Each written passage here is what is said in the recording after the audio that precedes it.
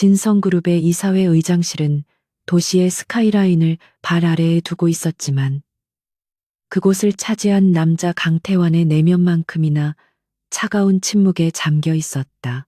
태환은 거대한 통유리창 앞에 서서 아래를 내려다보았다. 그의 시선은 단순한 풍경이 아닌 자신이 지배하는 왕국, 즉 지인숭이라는 거대한 제국을 훑고 있었다. 그는 감정을 거의 드러내지 않는 얼굴, 날카롭게 조각된 듯한 이목구비, 그리고 상대방의 의도와 약점을 순식간에 꿰뚫어보는 얼음장 같은 눈빛을 가진 남자였다. 그에게 결혼은 비즈니스 그 이상도 이하도 아니었다. 오늘 그는 자신의 제국을 더욱 공고히 할 마지막 퍼즐 조각을 맞출 예정이었다. 국내 굴지의 금융 가문인 유진 파이낸셜의 외동딸 유라이와의 정략 결혼. 이 결혼은 단순한 결합이 아니었다. 지인숭의 해묵은 수건 사업이었던 글로벌 바이오 시장 진출에 필요한 막대한 자금줄과 정치적 영향력을 확보하기 위한 철저하게 계산된 전략적 합병이었다. 태환은 유라이를 단 한 번 만났을 뿐이었고 그마저도 서로의 조건을 확인하는 무미건조한 자리였다. 그는 그녀가 화려하고 조금은 제멋대로이며 강태환의 아내라는 타이틀이 주는 화려함을 즐길 준비가 된 여자라는 것을 알았다. 완벽한 방패막이자 장식품이었다. 태환은 손목시계에 매끄러운 사파이어 글라스를 확인했다. 예시까지 불과 3시간. 모든 것이 그의 계획대로 한치의 오차도 없이 진행되고 있었다. 비서실장인 윤기훈이 조용히 거의 공기처럼 사무실로 들어와 굳은 얼굴로 섰다. 태환은 돌아보지 않고 물었다. 무슨 일이지? 유진 파이낸셜 측에서 마지막 순간에 또 다른 요구 사항이라도 내놓은 건가? 윤 실장의 목소리는 평소의 침착함을 잃고 미세하게 떨리고 있었다. 의장님, 그게 유라이 씨가 사라졌습니다. 태환의 어깨가 순간 굳었지만 그는 천천히 돌아섰다. 그의 얼굴에는 놀라움 대신 차가운 분노가 서려 있었다. 사라졌다니 그게 무슨 뜻인가? 윤 실장은 마른 침을 삼키며 준비한 태블릿을 내밀었다. 1시간 전 신부 대기실에서 마지막 준비를 하던 중이었습니다. 그녀가 외국으로 출국한 기록이 방금 확인되었습니다. 이것은 그녀가 남긴 편지입니다. 태블릿 화면에는 유라이의 필체로 보이는 짧은 메시지가 떠 있었다. 강태환 씨, 미안하지만 난 당신의 트로피가 될 생각 없어요. 내 사랑을 찾아서 떠납니다. 결혼은 당신의 비서 오민지 씨와 하세요. 그녀가 나보다 훨씬 더 당신에게 어울릴 테니까. 태환의 눈이 위험할 정도로 가늘어졌다. 오민지, 그의 비서팀 소속의 존재감 없고 조용한 여자. 그녀는 유라희의 개인적인 일정까지 일부 조율하는 역할을 맡고 있었다. 그는 오민지가 유라희의 일탈을 도왔거나 최소한 방조했다고 즉각 결론 내렸다. 유라희의 마지막 말은 명백한 조롱이자 모욕이었다. 하지만 태환의 머리는 이미 이 최악의 사태를 수습할 방법을 찾기 위해 무섭게 회전하고 있었다. 오늘 결혼식이 무산된다면 지인승과 유진 파이낸셜의 합작 계약은 물론이고 주주총회를 앞둔 그의 입지까지 흔들릴 수 있었다. 오민지는 어디 있지? 태환이 얼음처럼 차가운 목소리로 물었다. 지금 호텔 로비에서 대기 중입니다. 유라이 씨를 찾으려 했던 것 같습니다. 태환은 턱짓으로 명령했다. 당장 내 사무실로 데려와. 그리고 윤 실장, 호텔 연회장에 모인 모든 하객들과 언론을 통제할 준비를 해. 결혼식은 예정대로 진행한다. 윤 실장은 의장의 말뜻을 이해할 수 없었지만 복종했다. 하지만 신부가 없습니다. 태환의 입꼬리가 비틀린 미소로 올라갔다. 신부는 곧 생길 거야. 몇 분 후 오민지가 사무실 문을 열고 들어섰다. 그녀는 평소처럼 깔끔한 검은색 정장 차림이었지만 얼굴은 창백하게 질려 있었고 상황을 전혀 파악하지 못한 듯 혼란스러워 보였다. 그녀는 유라이의 갑작스러운 실종에 대한 죄책감과 두려움으로 떨고 있었다. 민지는 유라이가 떠나기 직전 자신에게 잠깐 바람 좀 쐬고 오겠다고 말했던 것을 기억했다.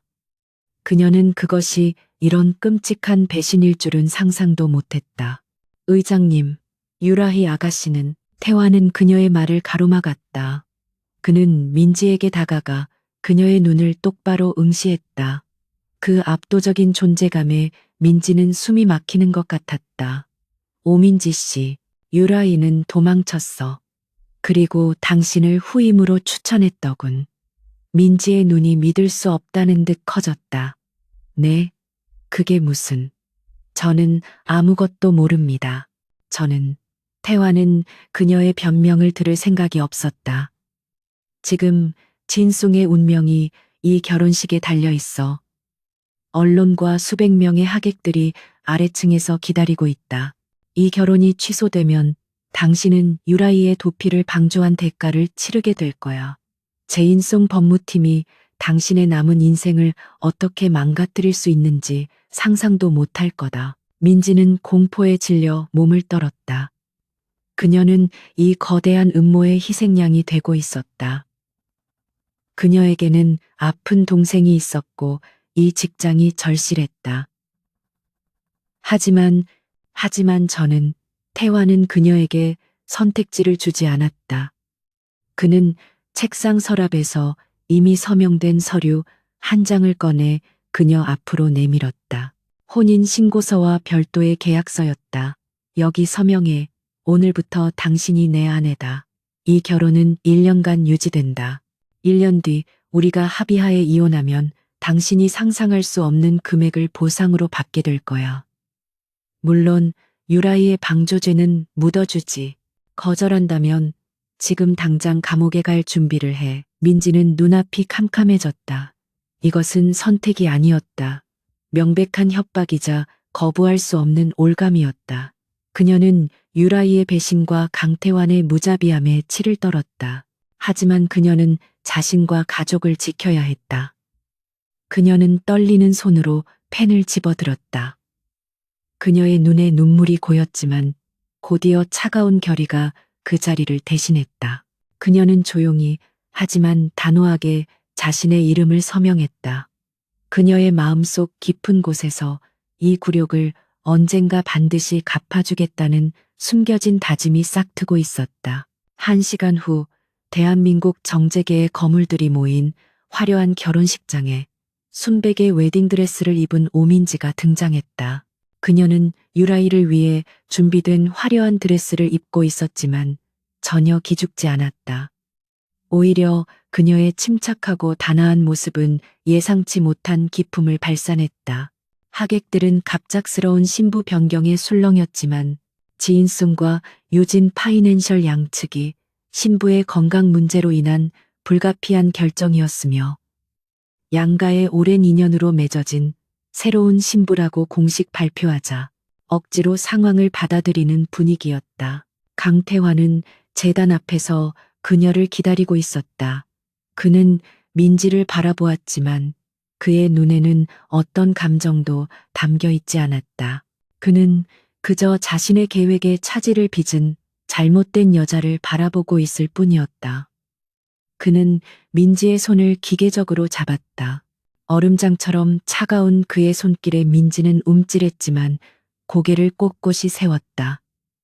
그녀는 이 남자가 자신을 경멸하고 있다는 것을 알았다. 그녀 역시 그를 경멸했다. 주례사가 이어지는 동안 태화는 민지에게만 들릴 정도로 낮게 속삭였다. 오늘부터 당신은 내 소유물이다. 내 허락 없이는 숨소리 하나도 마음대로 내지 마. 당신은 그저 유라이의 대용품, 1년짜리 그림자일 뿐이야. 민지는 그를 돌아보지 않았다. 그녀는 정면을 응시하며 마찬가지로 차가운 목소리로 대답했다. 계약 조건은 숙지했습니다. 의장님, 그림자로서의 역할에 충실하죠.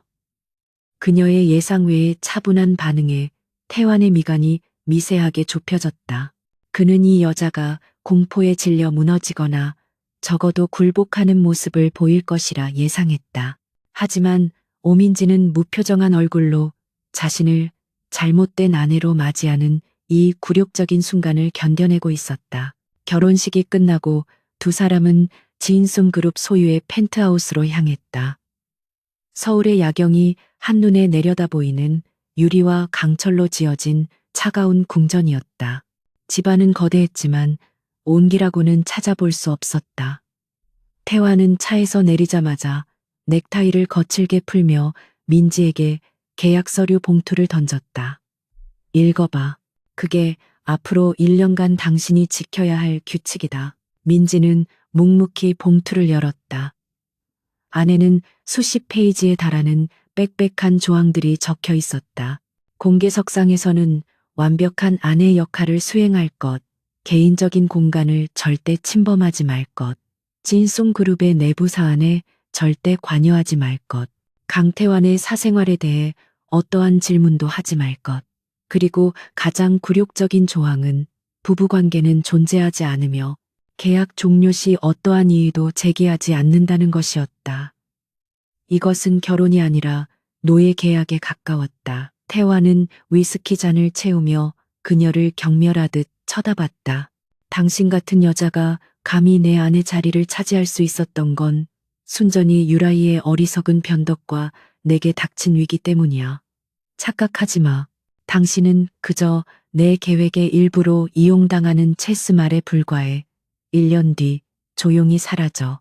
그는 민지가 절망하거나 분노하기를 기대했다. 하지만 민지는 계약서를 조용히 접어 테이블 위에 올려놓았다.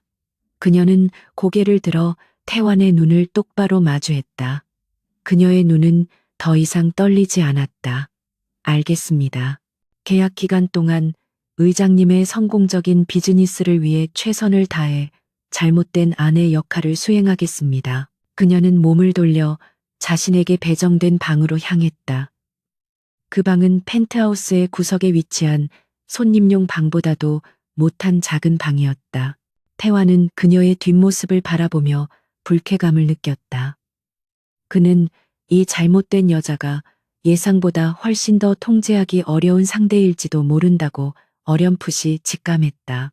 그는 이 결혼이 자신의 완벽한 계획에 오점을 남겼다고 생각하며 잔을 비웠다. 하지만 그는 알지 못했다. 그가 들인 이 잘못된 여자 오민지가 사실은 지인송 그룹을 깊은 수렁에서 구해내고 동시에 그 자신을 송두리째 흔들어 놓을 유일한 존재라는 것을, 그리고 민지 역시 이 차가운 남자의 성에 갇힌 채 자신의 숨겨진 목표를 이루기 위한 위험한 첫걸음을 내디뎠다는 것을. 강태환의 펜트하우스에서의 생활은 오민지에게 있어 투명한 유리 감옥과도 같았다. 집은 수천억 원의 가치를 지녔지만 그 안에는 인간적인 온기라곤 전혀 존재하지 않았다. 태환은 그녀를 철저히 유령 취급했다. 그는 이른 새벽에 집을 나가 자정이 다 되어서야 돌아왔고 어쩌다 마주치기라도 하면 그녀를 가구의 일부처럼 혹은 눈에 거슬리는 장식품처럼 대했다. 그의 시선에는 일말의 관심도 심지어 경멸조차도 담겨 있지 않았다. 그것은 완벽한 무관심이었다. 펜트하우스의 사용인들 역시 그들의 주인을 완벽하게 모방했다. 그들은 민지에게 필요한 최소한의 의식주를 제공했지만 그녀를 안주인으로 대우하지 않았다. 그들은 그녀를 오민지 씨라고 불렀고 그 호칭에는 보이지 않는 선이 그어져 있었다. 민지는 이 거대하고 텅 빈 공간 속에서 철저히 고립되었다. 그녀는 태환이 계약서에 명시한 대로 그림자로서의 역할을 충실히 수행하고 있었다. 외부 행사에서는 그의 팔짱을 낀 채 완벽하게 미소 짓는 아내가 되었지만 문이 닫히는 순간 그녀는 다시 존재하지 않는 사람이 되었다. 하지만 강태환과 그의 수하들은 한 가지 사실을 간과하고 있었다. 그림자는 빛이 있는 곳이라면 어디든 존재하며 모든 것을 소리 없이 지켜볼 수 있다는 것을. 민지는 이 고립의 시간을 낭비하지 않았다. 그녀는 태환이 서재에 무심코 쌓아두고 나가는 일일 보고서들, 그가 구겨서 휴지통에 버린 재무 요약본의 초안들을 조용히 수집했다. 그녀는 지인송그룹 비서팀의 말단 직원이었지만 사실 그녀의 능력은 그 이상이었다. 그녀는 숫자에 비상한 재능을 가졌고 누구도 발견하지 못하는 데이터의 미세한 흐름을 읽어내는 능력을 숨기고 있었다. 한편 강태환은 지인송그룹 창사 이래 최악의 위기 중 하나를 맞이하고 있었다. 그룹의 핵심 계열사인 지인숭 바이오의 주가가 정체불명의 세력에 의해 교묘하게 흔들리고 있었다. 동시에 극비리에 추진 중이던 차세대 신약 프로젝트의 핵심 데이터가 경쟁사로 유출된 정황이 포착되었다.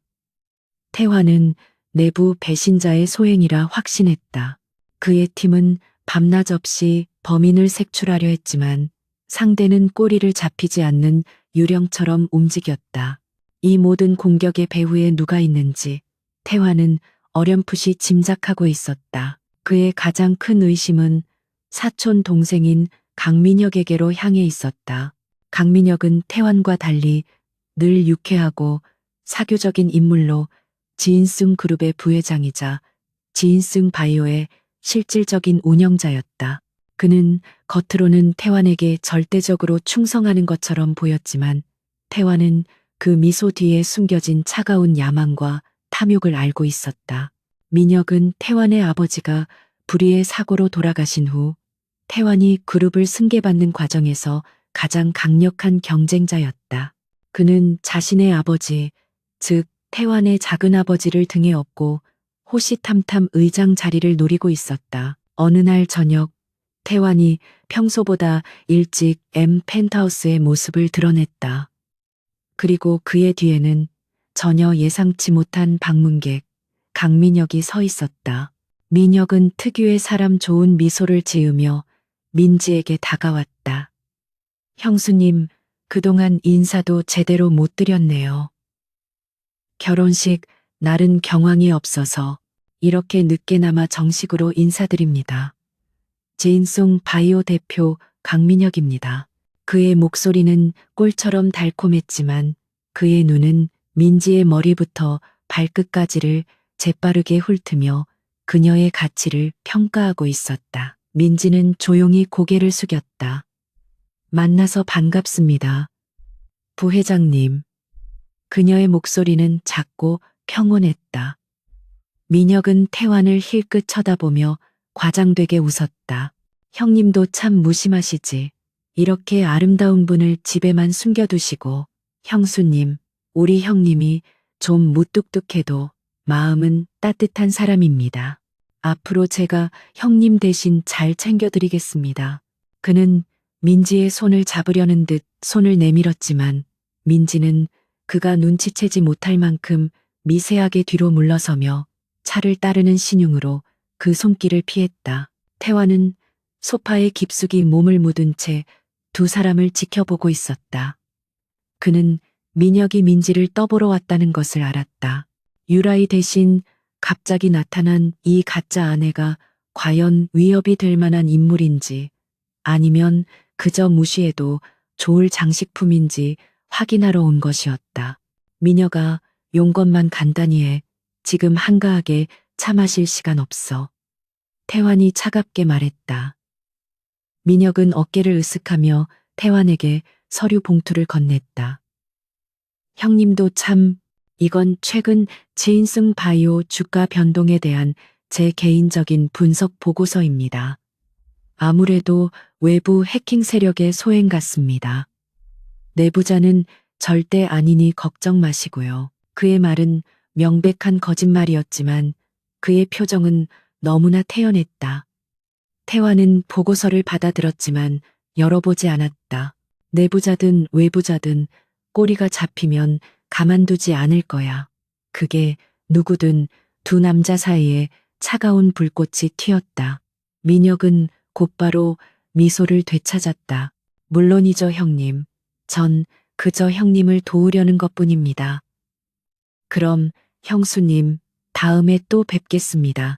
그는 민지에게 다시 한번 가식적인 미소를 보낸 뒤 펜트하우스를 떠났다. 그가 떠나자 태환은 보고서를 테이블 위에 던져버리고 서재로 들어가 버렸다. 민지는 홀로 남겨진 거실에서 민혁이 앉았던 자리를 바라보았다. 그의 달콤한 목소리와는 달리 그의 눈빛은 뱀처럼 차갑고 계산적이었다. 그녀는 태환이 던져둔 보고서로 시선을 옮겼다. 태환은 저것을 읽어보지도 않을 것이다.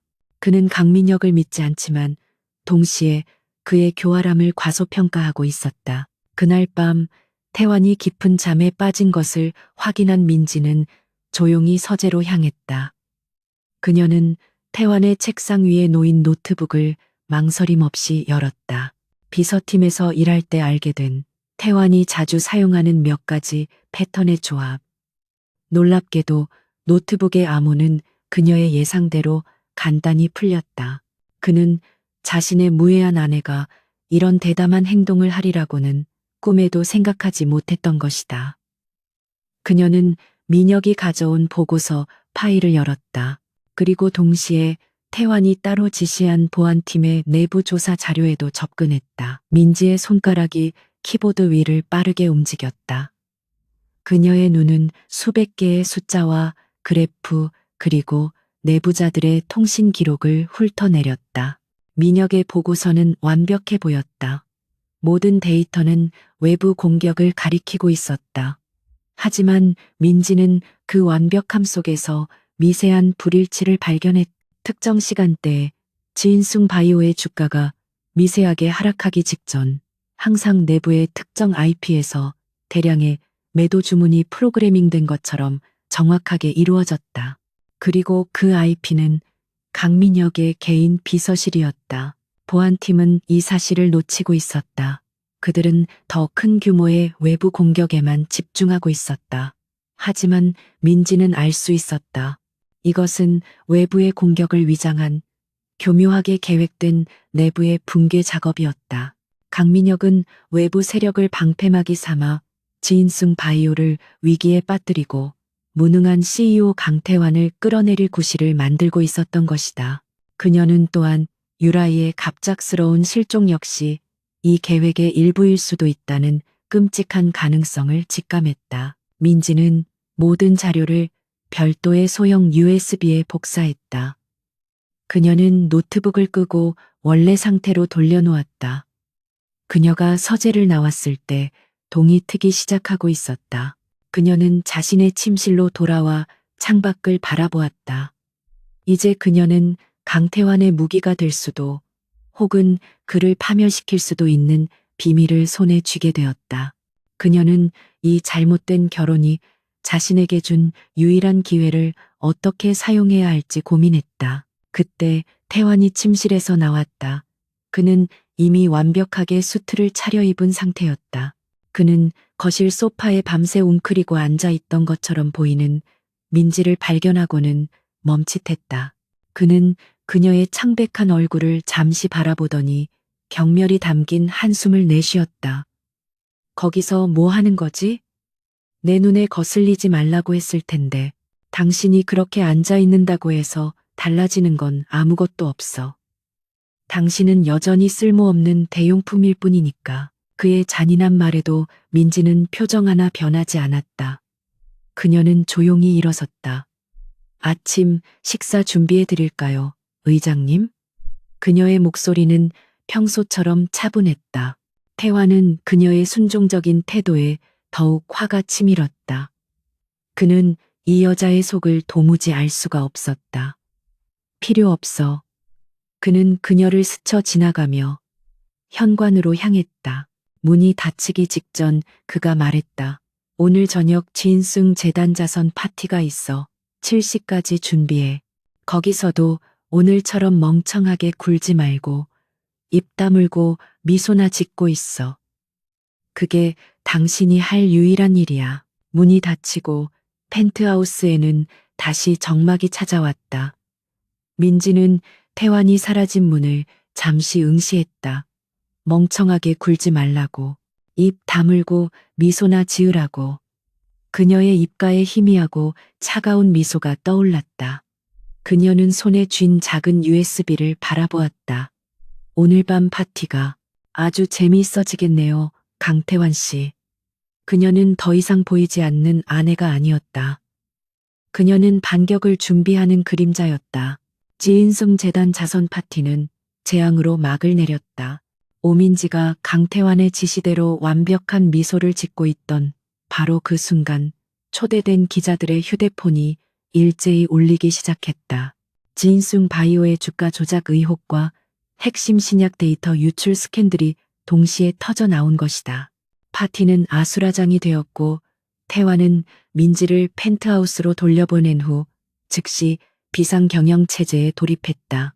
그의 분노는 극에 달했지만 그 분노를 표출할 대상조차 명확하지 않았다. 그로부터 사흘 뒤 진숭그룹 본사 대회의 실은 살얼음판 같은 긴장감으로 가득 찼다.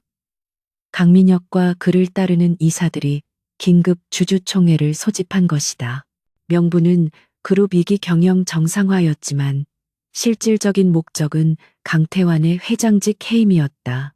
태환은 거대한 원목 테이블 상석에 앉아 있었지만 그의 표정은 그 어느 때보다도 어두웠다. 지난 사흘간 그의 최정예 법무팀과 보안팀이 총동원되었지만 강민혁이 꾸민 완벽한 조작의 실마리를 풀어내지 못했다. 오민지는 계약서의 조항에 따라 공식적인 가족 행사인 이 주주총회에 참석해야 했다. 그녀는 방해되지 않도록 회의실 가장 뒤편 가족 관계자들을 위해 마련된 좌석에 조용히 앉아 있었다. 그 누구도 그녀에게 신경 쓰지 않았다. 태환조차 그녀가 그곳에 있다는 사실을 잊은 듯했다.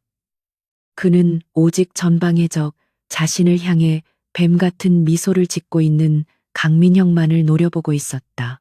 민지는 이 모든 광경을 폭풍의 눈 한가운데서 고요하게 관찰하고 있었다. 강민혁이 자신만만한 태도로 자리에서 일어났다. 그는 슬픔과 비통함이 뒤섞인 표정을 연기하며 주주들을 향해 고개를 숙였다.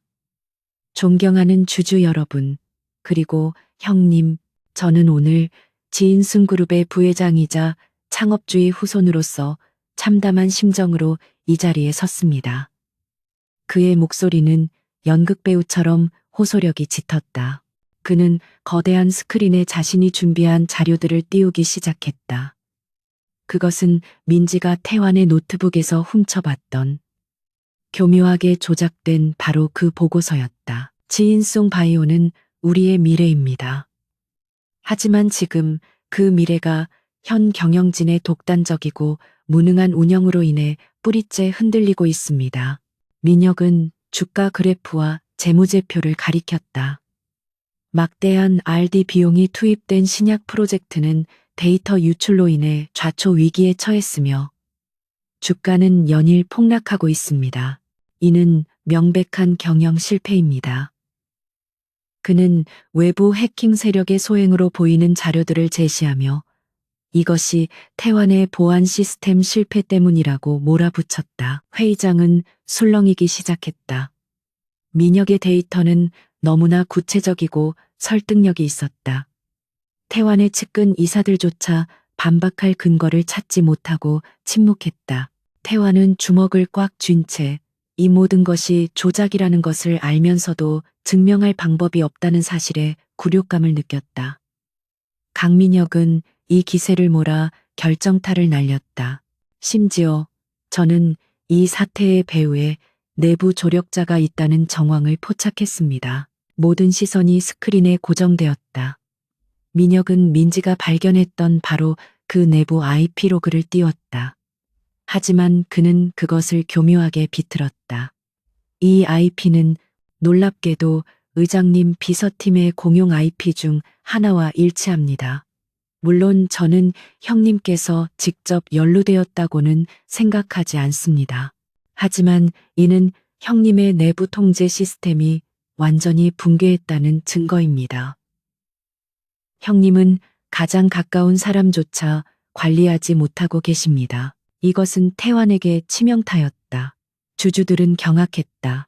태환이 자신을 변호하려 입을 열었지만 민혁은 그럴 틈도 주지 않았다. 존경하는 주주 여러분, 지인승을 구하기 위해 저는 현 강태환 의장의 해임안과 저 강민혁을 임시의장으로 추대하는 안건을 긴급 발의합니다. 민혁의 추종자들이 즉시 동의를 외쳤고 회의장은 혼돈에 빠졌다. 태환은 코너에 몰렸다. 그의 제국이 그가 잘못된 여자라고 경멸했던 그 여자의 전 직장에서 비롯된 증거 하나로 무너지고 있었다. 바로 그때 모든 소음을 뚫고 하나의 차분하고 맑은 목소리가 회의실을 가로질렀다. 잠깐만요. 정적. 수백 명의 시선이 목소리가 들려온 곳, 회의실 가장 뒤편으로 향했다. 그곳에는 투명 인간이어야 할 오민지가 천천히 자리에서 일어서고 있었다. 그녀의 손에는 작은 USB 하나가 들려 있었다. 태환의 눈이 분노로 타올랐다. 이 상황에 감히 저 여자가, 오민지 씨, 여긴 당신이 있을 자리가 아니야. 당장 앉아. 그가 얼음처럼 차갑게 명령했다. 강민혁은 이 예상치 못한 변수에 당황했지만 이내 오만함이 담긴 조소를 지어 보였다. 그는 이것이 태환의 바락이라고 생각했다. 아, 형수님이시군요. 형님, 아무리 다급하셔도 그렇지 형수님까지 동원하시는 겁니까? 형수님, 하실 말씀이라도 있으신가요? 혹시 형님의 결백이라도 주장하시려고? 그는 민지를 조롱하며 주주들의 동조를 유도했다. 그의 눈은 네가 감히 뭘 안다고 말하고 있었다. 민지는 태환의 명령도 민혁의 조롱도 무시했다. 그녀는 또렷한 걸음으로 연단 쪽으로 걸어나갔다. 그녀의 검은색 정장은 화려한 이 사진들 사이에서 오히려 눈에 띄었다. 그녀는 주주들을 침착하게 둘러보며 입을 열었다. 저는 진숭 그룹 강태환 의장의 아내 오민지입니다. 그녀의 목소리는 떨리지 않았다. 그리고 또한 진승을 위협하는 이 기만 행위의 유일한 목격자이기도 합니다. 회의장은 물을 끼얹은 듯 조용해졌다. 민지는 기술팀에게 USB를 건네며 스크린에 연결해 달라고 요청했다. 강민혁이 다급하게 저지하려 했지만 이미 주주들의 호기심이 폭발한 뒤였다. 어디 한번 들어봅시다. 한월로 주주가 외쳤다. 스크린이 바뀌었다. 민혁이 보여주었던 화려한 그래프가 아닌 복잡한 코드와 숫자들이 가득한 로우 데이터, 러 데이터 화면이었다. 강민혁 부회장님께서 제시하신 자료는 아주 훌륭하게 조작된 위기 보고서입니다. 민지의 단호한 선언에 장내가 다시 술렁였다. 하지만 치명적인 오류가 두 가지 있습니다. 그녀는 레이저 포인터로 스크린의 한 부분을 가리켰다. 첫째, 내부 IP 문제입니다. 부회장님은 이 IP가 비서팀 공용 IP라고 하셨지만 그것은 사실이 아닙니다. 그녀는 자신이 찾아낸 로그 기록을 확대했다. 이 IP는 정확히는 지인성 바이오 본사 17층 강민혁 부회장님 개인 비서실에 할당된 고정 IP입니다. 강민혁의 얼굴이 순간적으로 굳었다. 그건 무슨 억지? 민지는 그의 말을 잘랐다. 억지가 아닙니다. 여기 지난 3개월간 해당 IP의 모든 접속 기록입니다. 그리고 이 기록은 부회장님께서 주주총회 직전에 보안팀 서버에서 삭제하려 하셨지만 제가 백업해둔 자료입니다. 스크린에는 민혁의 비서가 특정 페이퍼 컴퍼니와 수상한 자금 거래를 한 내역까지 떠올랐다. 주주들의 입에서 탄식이 터져나왔다. 둘째, 재무 데이터 조작입니다. 민지는 멈추지 않았다. 그녀는 민혁의 가짜 재무제표와 태환의 노트북에서 확보한 원본 대차대조표를 나란히 띄웠다. 부회장님은 3분기 RD 비용 전액을 악성 부채 및 투자 실패의 손실로 처리하셨습니다. 하지만 원본 장부를 보시죠. 이 비용은 현재 FDA 이상 승인을 앞둔 신약 개발에 정상적으로 투입된 투자금입니다. 이것은 부채가 아니라 제인숭의 가장 강력한 자산입니다. 그녀는 민혁이 어떻게 숫자를 교묘하게 부풀리고 항목을 이동시켰는지 회계사조차 속아 넘어갈 만한 정교한 수법을 하나하나 막힘없이 설명했다. 그녀의 목소리는 작았지만 회의실 전체를 압도했다. 그녀는 더 이상 태환의 존재감 없는 비서나 잘못된 아내가 아니었다. 그녀는 제인숭의 심장부를 꿰뚫어보는 날카로운 분석가였다. 그녀는 마지막으로 민혁을 똑바로 바라보았다. 이 모든 것은 제인숭을 구하기 위함이 아닙니다. 이것은 외부 세력과 결탁하여 주가를 인위적으로 폭락시킨 뒤 의장 회의만을 통과시켜 경영권을 찬탈하려는 명백한 적대적 인수시도입니다. 완벽한 침묵.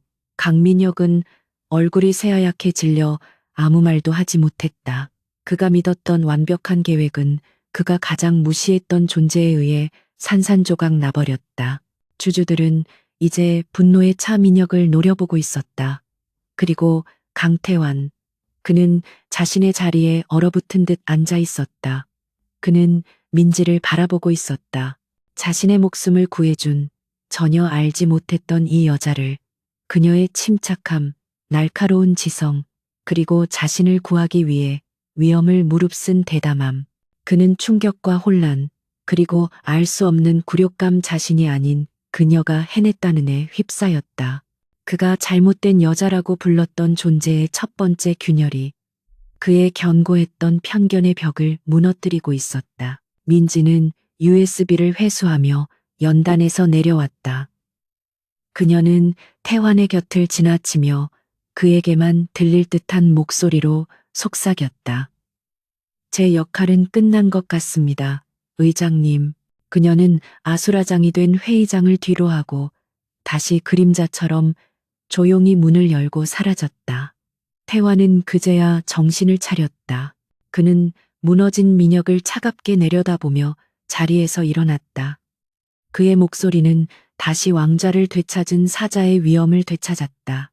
보안팀은 즉시 강민혁 부회장의 사무실을 폐쇄하고 모든 자료를 압수해 법무팀은 관련된 모든 인물에 대한 민영사상 소송을 준비하고 이사회는 즉각 이 사태를 수습할 위원회를 소집한다. 그의 권위는 회복되었지만 그의 시선은 민지가 사라진 빈문을 향해 있었다.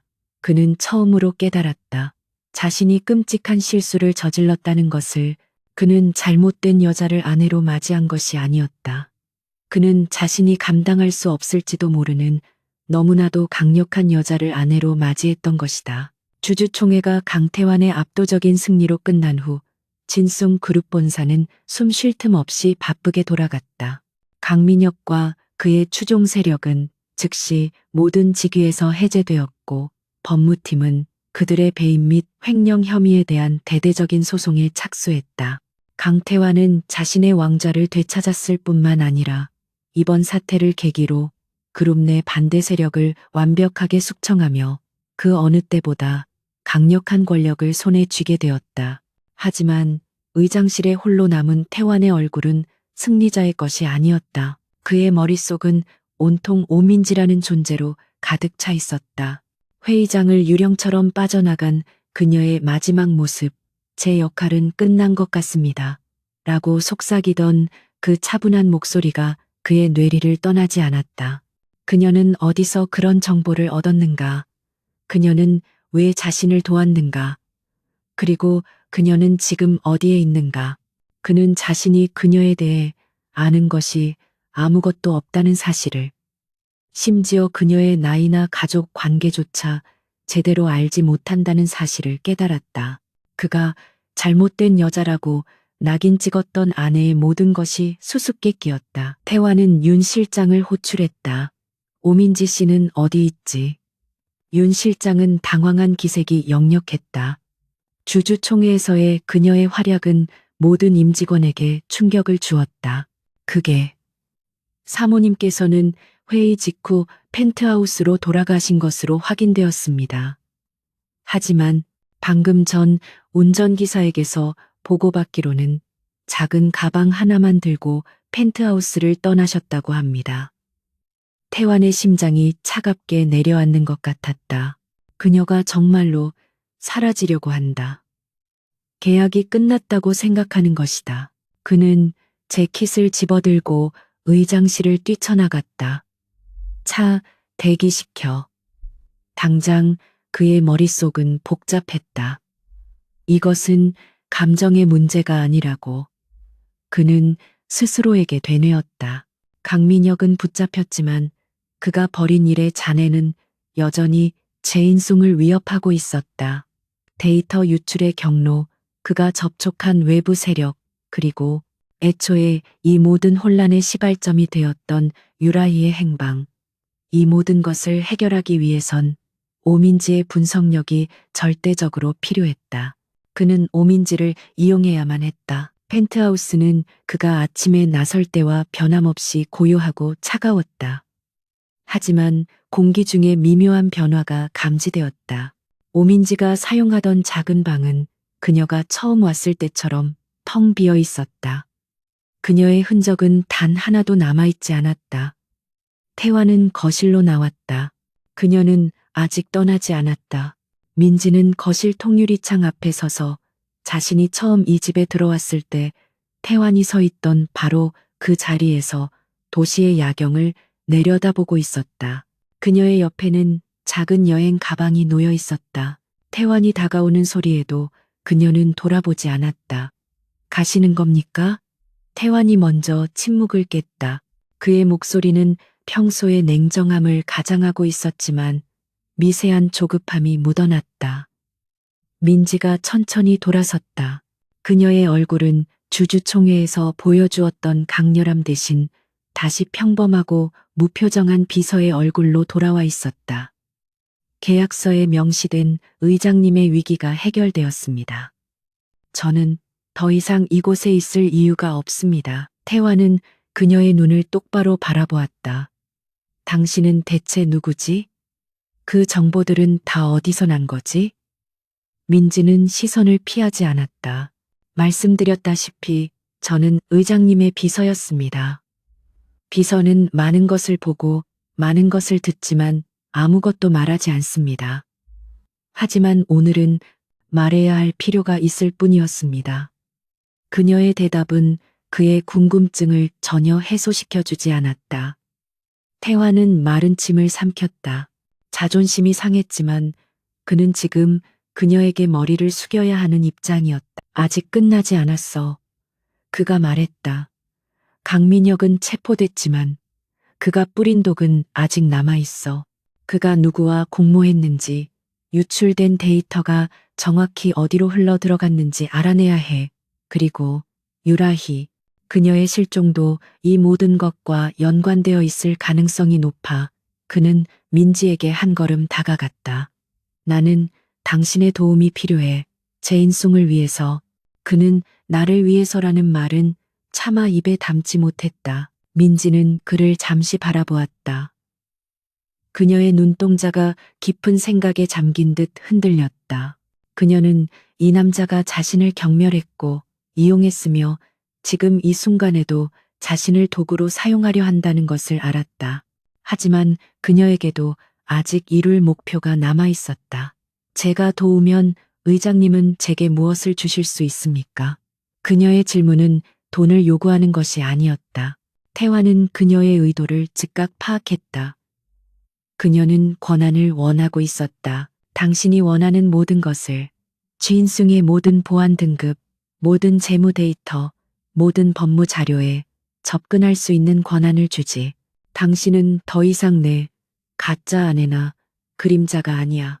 당신은 내 공식적인 파트너다. 이것은 태환이 누군가에게 해본 적 없는 파격적인 제안이었다. 그는 자신의 왕국 절반의 열쇠를 자신이 가장 경멸했던 여자에게 내밀고 있었다. 민지는 잠시의 망설임 끝에 가방 손잡이를 놓았다. 좋습니다. 하지만 조건이 있습니다.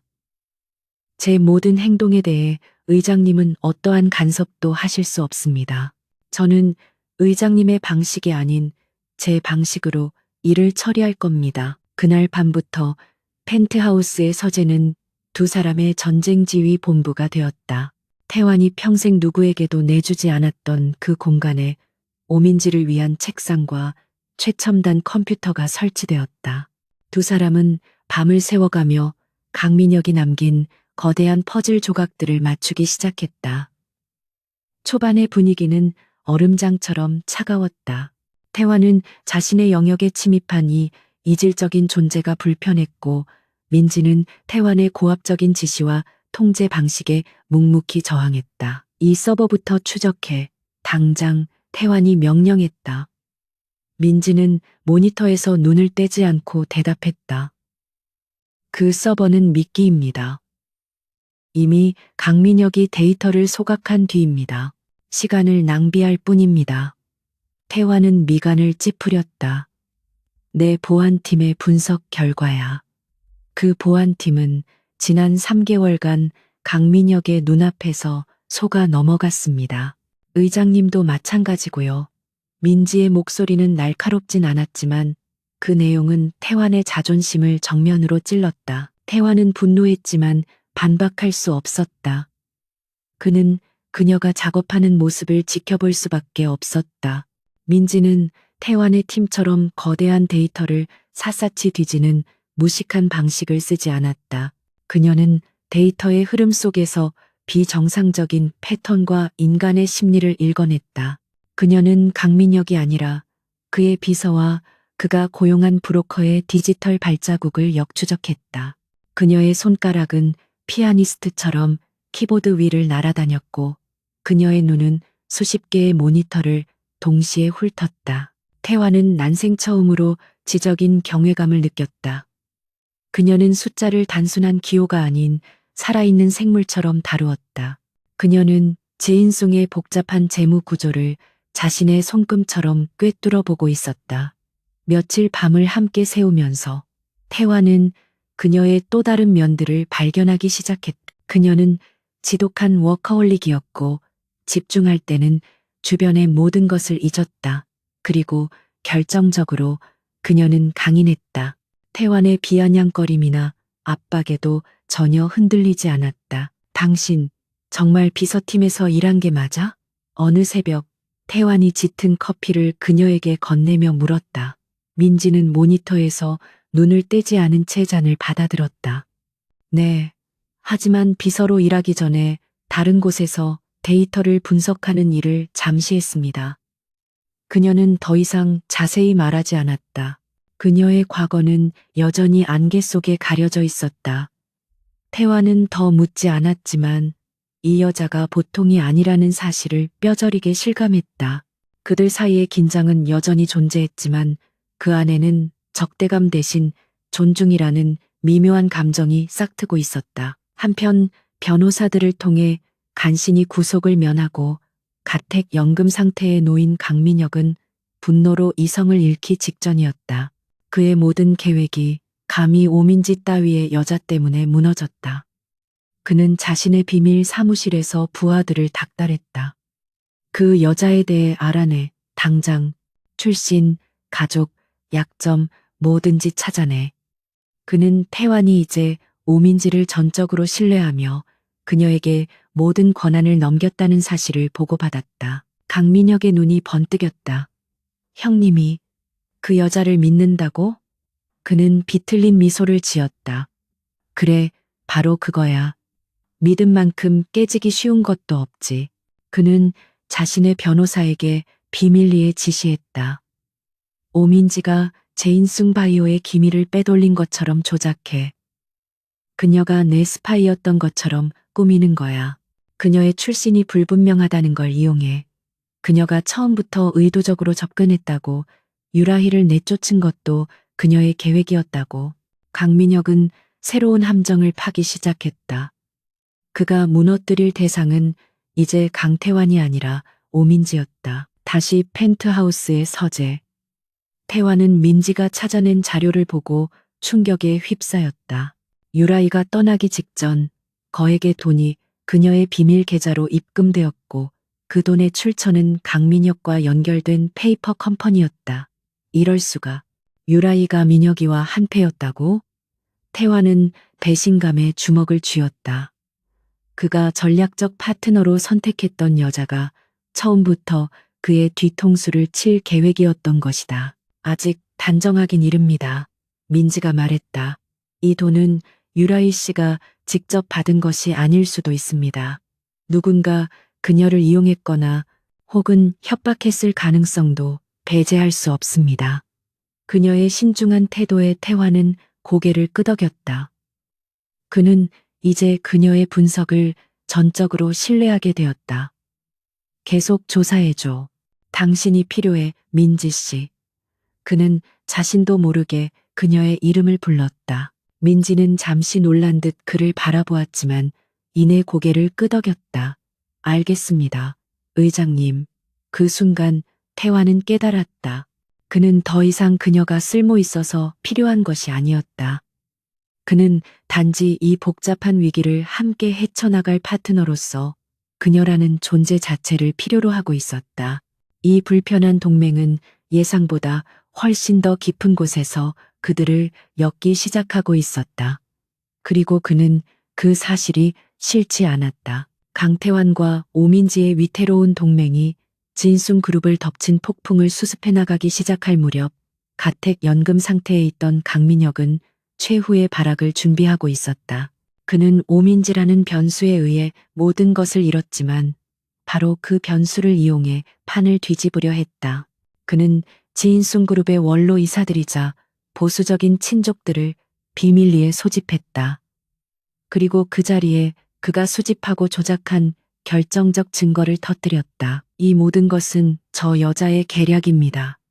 처음부터 의도적으로 강태환 의장에게 접근한 스파이라고요. 강민혁은 절박하게 외쳤다. 그가 제시한 자료는 충격적이었다.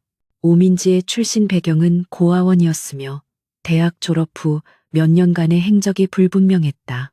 강민혁은 이 사라진 시간 동안 그녀가 전문적인 기업 스파이로 훈련받았다고 주장했다.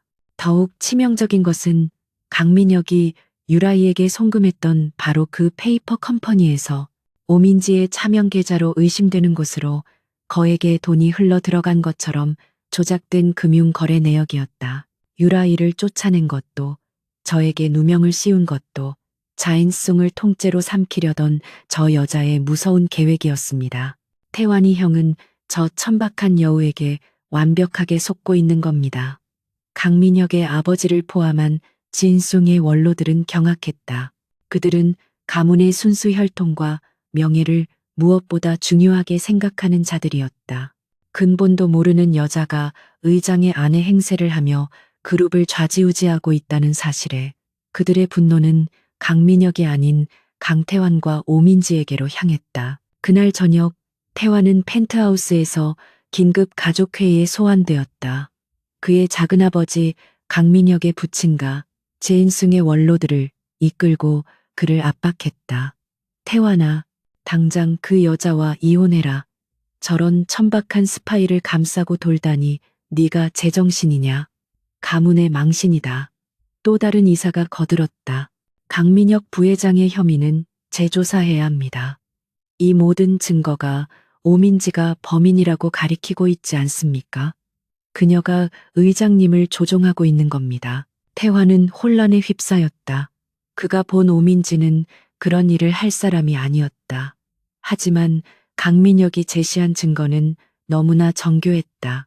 그녀의 불분명한 과거, 그리고 그가 유라이와 연결시켰던 바로 그 페이퍼 컴퍼니와의 자금 거래, 태환의 마음속 깊은 곳에 남아있던 그녀의 출신에 대한 편견이 독처럼 다시 스며나오기 시작했다.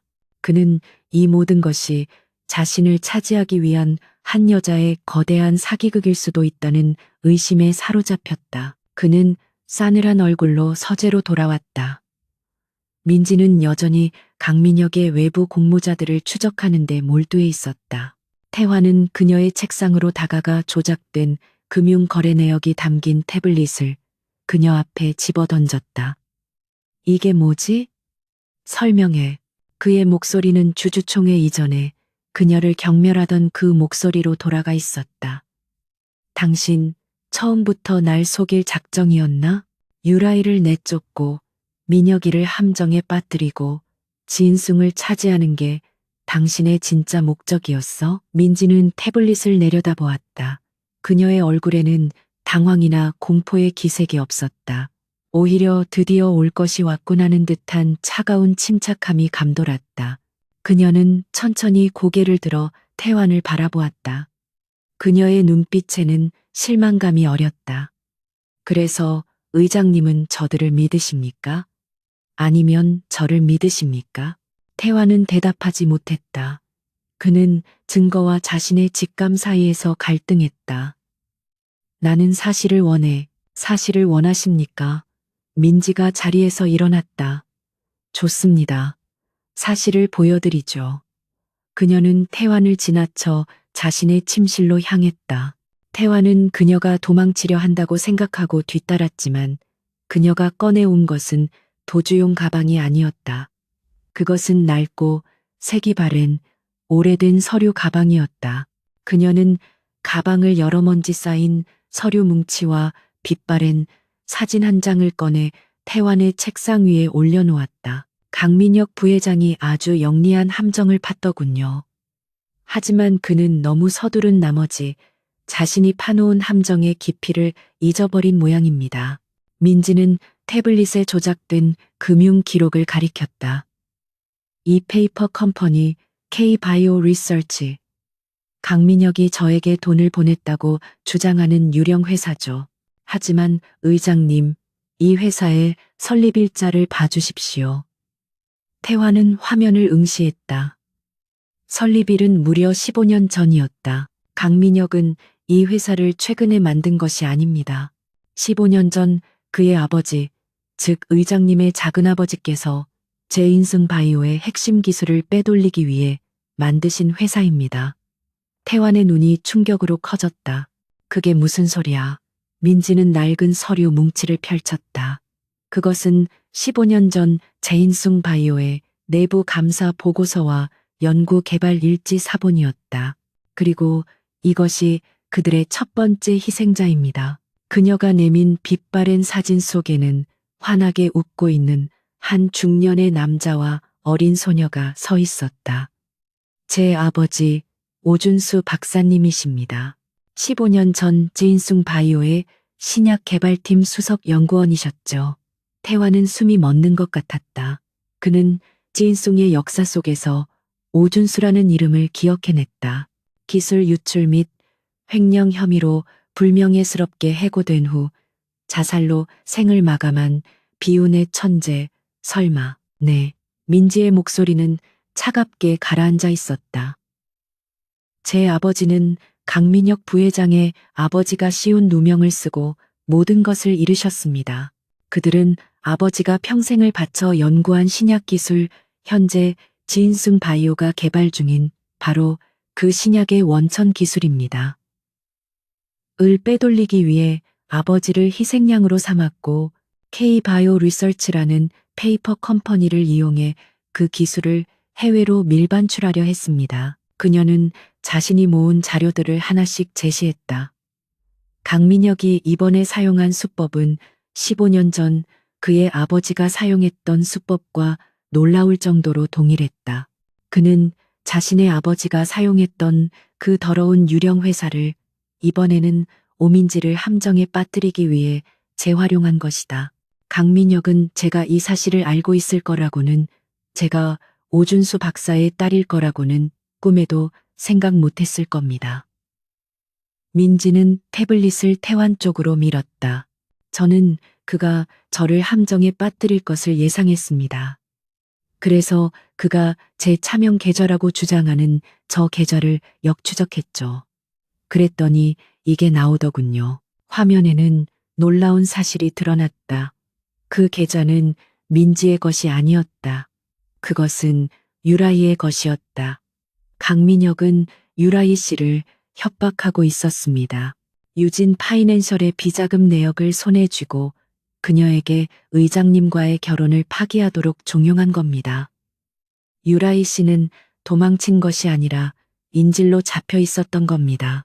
강민혁이 저에게 누명을 씌우기 위해 급조한 이 증거가 오히려 그 자신의 발목을 잡는 결정적 증거가 된 겁니다. 태화는 온몸에 소름이 돋았다. 모든 퍼즐 조각이 맞춰지고 있었다. 유라이의 갑작스러운 실종, 강민혁의 적대적 인수시도, 그리고 오민지의 등장. 이 모든 것이 15년 전의 비극에서부터 시작된 거대한 악연이었다. 그는 민지를 바라보았다. 그녀는 복수를 위해 자인숭에 들어온 것이 아니었다. 그녀는 아버지의 명예를 회복하고 아버지가 목숨 바쳐 지키려 했던 기술을, 그것을 훔치려 하는 바로 그들로부터 지켜내기 위해 이 지옥 같은 결혼을 받아들였던 것이다. 당신, 왜 나에게 말하지 않았지? 태환의 목소리가 격하게 떨리고 있었다. 왜 이 모든 짐을 혼자 지고 있었던 거야? 민지는 쓴웃음을 지었다. 의장님께서 제 말을 믿으셨을까요? 근본도 없는 고아 출신 비서의 말을? 의장님은 불과 몇 분 전까지만 해도 제가 당신을 속인 스파이라고 생각하셨습니다. 그녀의 말은 비수처럼 태환의 가슴에 꽂혔다. 그가 그녀에게 퍼부었던 모욕과 경멸이 그녀가 짊어진 진실의 무게 앞에서 얼마나 어리석고 잔인했는지 깨달았다. 태환은 주먹을 꽉 쥐었다. 그는 자신의 작은아버지를 비롯한 원로들에게 분노를 느낀 것이 아니었다. 그는 자기 자신에게 참을 수 없는 분노와 혐오감을 느꼈다. 그가 잘못됐다고 판단했던 이 여자는 진숭의 진짜 주인이자 유일한 수호자였다. 그는 그녀의 발치에도 미치지 못했다. 민지 씨. 그가 그녀의 이름을 불렀지만 무슨 말을 해야 할지 알 수 없었다. 민지는 낡은 서류 가방을 다시 닫았다. 이제 진실을 아셨으니 의장님께서 선택하십시오. 저와 함께 지인숭을 되찾으시겠습니까? 아니면 저들을 감싸고 저를 내치시겠습니까?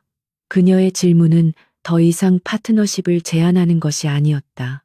그것은 최후 통첩이었다. 강태환은 더 이상 망설이지 않았다. 그는 자신의 휴대폰을 들어 윤 실장에게 연결했다. 윤 실장, 보안팀 전원, 그리고 지인성 법무팀 전체를 펜트하우스 서재로 비상소집해. 지금부터 지인성을 대청소할 시간이다. 그는 민지를 바라보며 선언했다. 그리고 오민지 씨의 명령은 지금 이 순간부터 나의 명령과 동일하다. 강태환의 명령이 떨어지자 제인숭 그룹의 핵심 전력이 펜트하우스 서재로 집결했다. 그곳은 더 이상 단순한 서재가 아니라 15년 묵은 부패의 뿌리를 도려내기 위한 전쟁 사령부가 되었다. 오민지는 태환의 절대적인 신임과 전폭적인 권한을 바탕으로 지인승의 법무팀과 보안팀을 일사불란하게 지휘하기 시작했다. 그녀는 더 이상 자신을 숨기지 않았다. 그녀의 눈은 날카로운 통찰력으로 빛났고 그녀의 지시는 군더더기 없이 명확했으며 지인승의 엘리트들은 자신들을 압도하는 그녀의 전문성에 경외감을 느끼며 복종했다. 강태환은 한 걸음 물러서서 이 모든 광경을 지켜보았다. 그가 수십 년간 구축해온 철옹성의 시스템이 오민지라는 존재에 의해 재편성되고 있었다.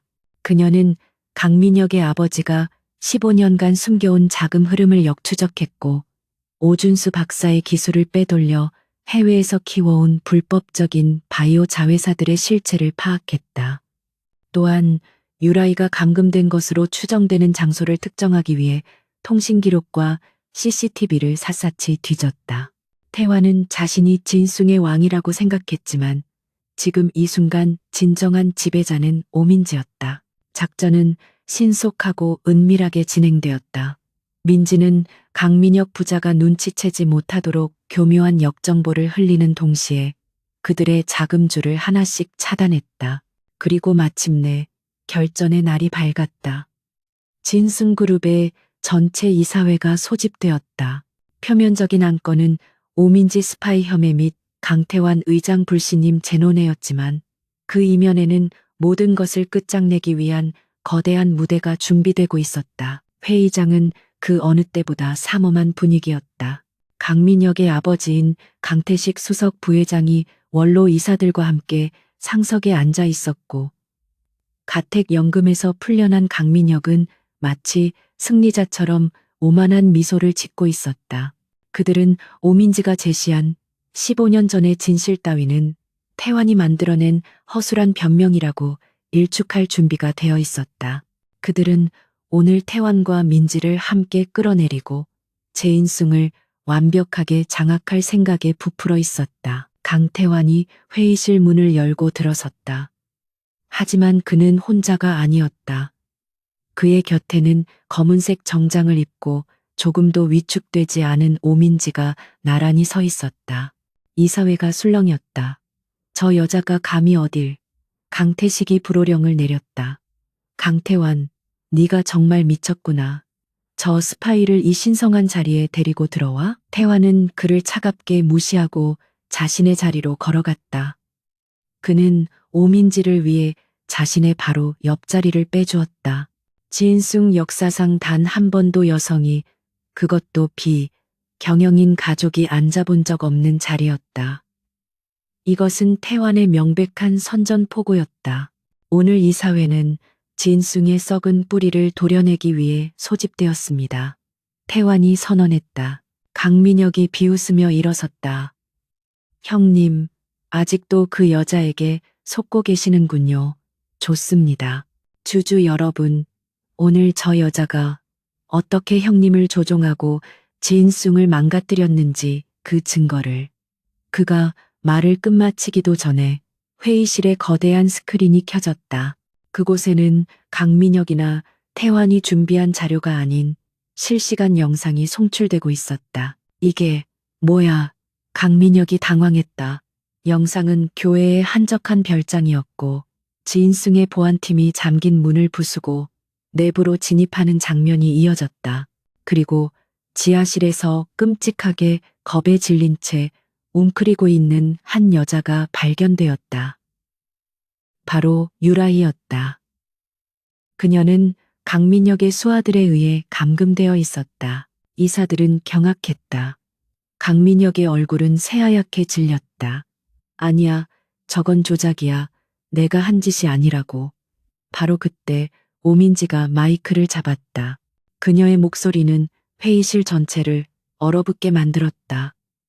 조작이 아닙니다. 강민혁 부회장님. 이것은 당신이 유라이 씨를 협박하고 감금했다는 명백한 증거입니다.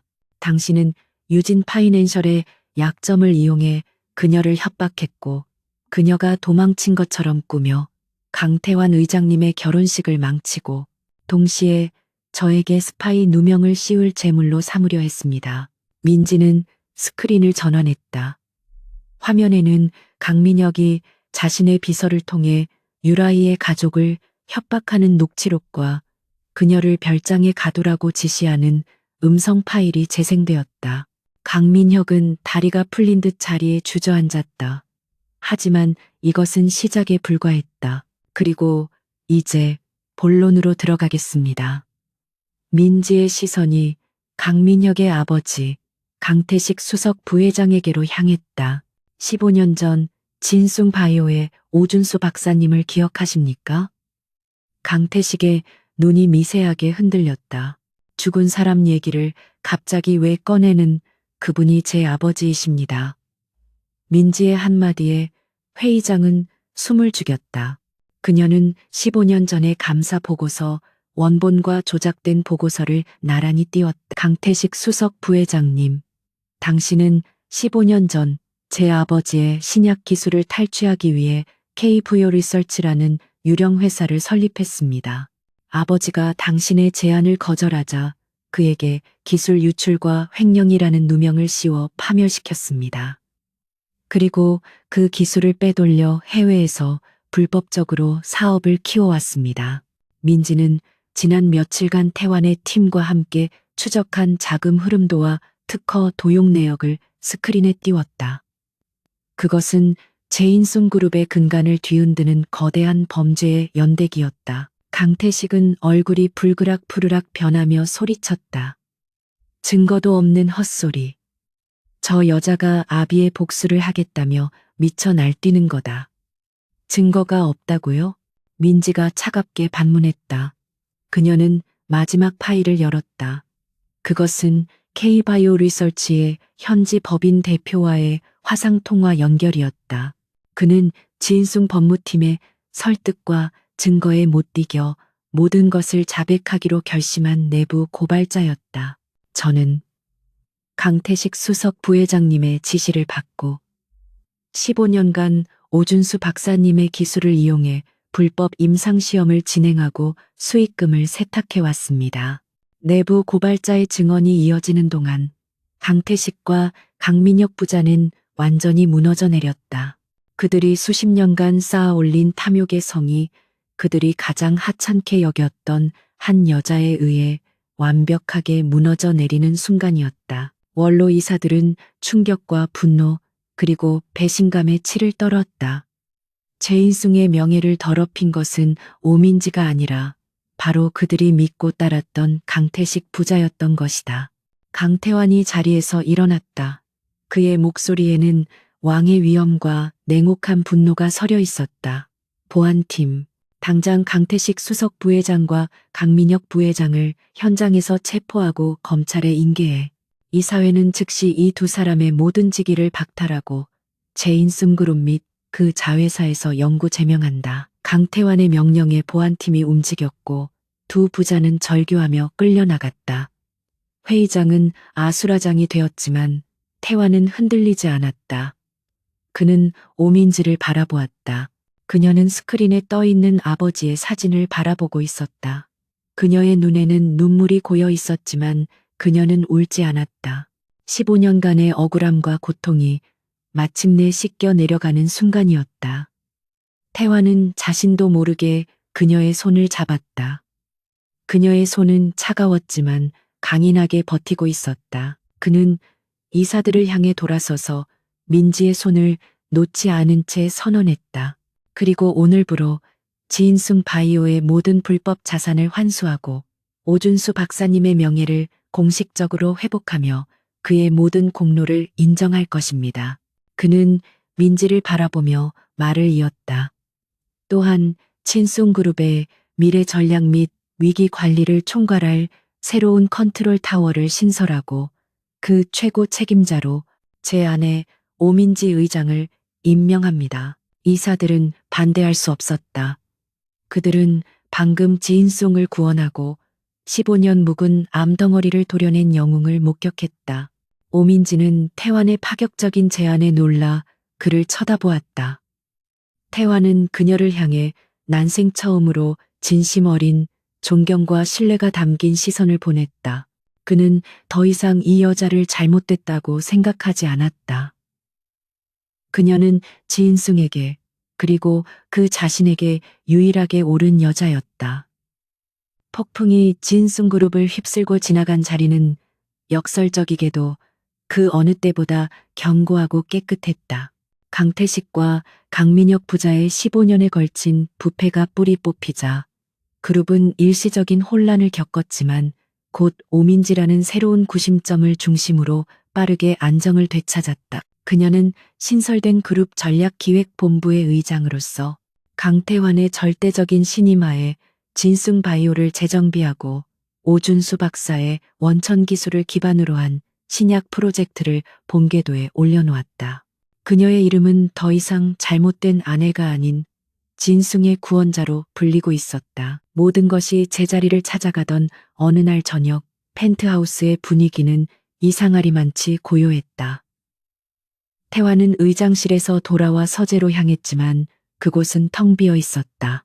지난 몇 주간 24시간 불이 꺼지지 않던 전쟁 사령부와도 같았던 그 공간은 다시 차가운 침묵에 잠겨 있었다. 민지의 컴퓨터와 그녀가 사용하던 모든 자료는 깨끗하게 정리되어 있었다. 태환의 심장이 불길하게 내려앉았다. 그는 그녀가 처음 머물렀던 그 작고 초라한 방으로 향했다. 문은 닫혀 있었다. 그는 조심스럽게 문을 열었다. 민지는 그곳에 있었다. 그녀는 창가에 서서 자신이 이 집에 처음 왔을 때 들고 왔던 바로 그 작은 여행 가방에 마지막 짐을 챙겨놓고 있었다. 그녀는 태환이 들어온 것을 알았지만 돌아보지 않았다. 그녀의 임무는 끝났기 때문이었다. 아버지의 명예는 회복되었고 지인송을 위협하던 적들은 사라졌다. 그녀와 강태환을 억지로 묶어두었던 위기라는 족쇄는 이제 풀렸다. 가시는 겁니까? 태환이 간신히 목소리를 냈다. 그의 목소리는 더 이상 제인숭 그룹 의장의 것이 아니었다. 그것은 자신이 가장 소중한 것을 잃을지도 모른다는 두려움에 휩싸인 한 남자의 목소리였다. 민지는 가방의 지퍼를 천천히 올리며 돌아섰다. 그녀의 얼굴은 평온했다. 제 역할은 끝났습니다. 의장님, 제 인숭은 이제 안정되었습니다. 그리고 제 아버지의 이름도. 그녀는 책상 위에 놓인 얇은 서류 한 장을 그에게 내밀었다. 이것은 태환은 그것을 받아들었다. 이혼 합의서였다. 그들의 1년짜리 계약 결혼을 공식적으로 종료하는 서류. 우리의 계약은 아직 계약 기간은 중요하지 않습니다. 민지가 그의 말을 잘랐다. 우리의 계약은 위기 관리를 위한 것이었습니다. 위기는 끝났습니다. 의장님도 저도 이제 자유입니다. 그녀는 가방을 들고 그를 지나쳐 문으로 향했다. 그녀의 발걸음에는 일말의 망설임도 없어 보였다. 태환의 머릿속이 하얗게 비어버렸다. 그는 지난 며칠간 이 폭풍이 끝나면 그녀와 어떻게 새로운 관계를 정립해야 할지 수없이 고민했다. 그는 그녀에게 지인숭 바이오의 CEO 자리를 제안할 생각이었다. 그룹의 부회장 자리 혹은 그가 줄 수 있는 가장 큰 권력과 부를 줄 생각이었다. 하지만 그는 깨달았다. 그녀는 그런 것을 원한 적이 단 한 번도 없었다. 그녀는 그저 진실과 명예를 원했을 뿐이었다. 그녀가 문손잡이를 잡는 순간 태환은 본능적으로 그녀의 팔을 붙잡았다. 가지마. 그의 목소리는 절박했다. 민지는 놀란 눈으로 그를 돌아보았다. 의장님, 저를 붙잡을 이유가 없습니다. 제 인숭은 이제 제가 필요 없습니다. 태환은 그녀의 팔을 놓지 않고 오히려 그녀를 자신 쪽으로 돌려 세웠다. 그는 그녀의 어깨를 붙잡고 그녀의 눈을 똑바로 바라보았다. 그는 그가 경멸하고 무시하고 잘못됐다고 판단했던 이 여자의 눈을 비로소 처음으로 제대로 마주하고 있었다. 지인숭이 아니야. 그가 격앙된 목소리로 말했다. 지인숭이 아니라 내가 당신이 필요해. 민지의 눈이 흔들렸다. 무슨 말씀이신지. 내가 틀렸어. 태환은 난생 처음으로 자신의 잘못을 인정했다. 그의 자존심, 그의 오만함, 그가 평생을 지켜온 강태환이라는 껍데기가 그녀 앞에서 산산조각 나고 있었다. 나는 당신을 처음 봤을 때 당신이 내 인생 최악의 실수라고 생각했어. 유라이의 대용품, 가치 없는 그림자라고 생각했지. 나는 끔찍하게 오만했고 어리석었어. 그는 그녀의 어깨를 잡은 손에 힘을 주었다.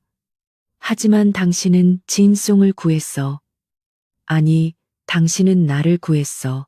내 왕국이 무너지는 것을 막아준 것이 아니라 나라는 인간이 얼마나 편협하고 눈이 멀어 있었는지 깨닫게 해줬어.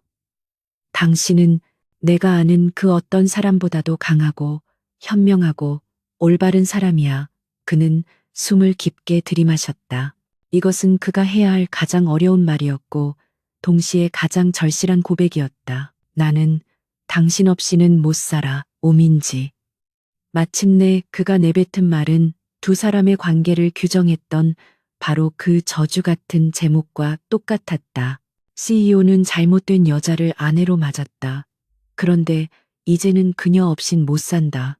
태환은 이 제목이 자신을 조롱하는 문구라고 생각했지만 그것은 가장 완벽한 진실이었다.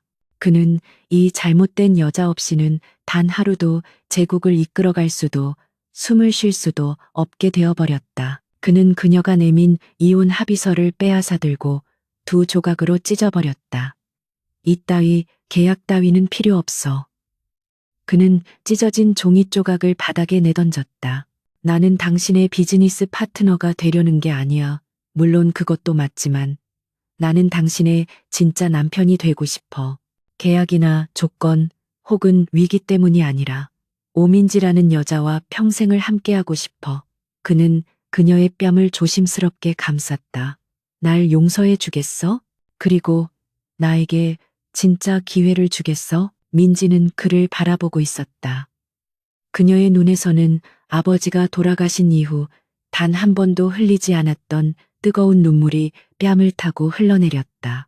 그녀는 이 차가운 남자를 증오했고 그를 이용하려 했지만 어느 순간부터 그가 짊어진 왕관의 무게를 그의 고독을 이해하게 되었다. 그리고 그가 자신의 편견을 깨고 그녀에게 손을 내밀었을 때 그녀의 얼어붙었던 마음도 함께 녹아내리고 있었다.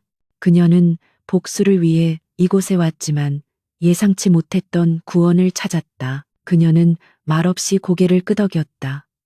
태화는 안도의 한숨을 내쉬며 그녀를 자신의 품에 가득 안았다.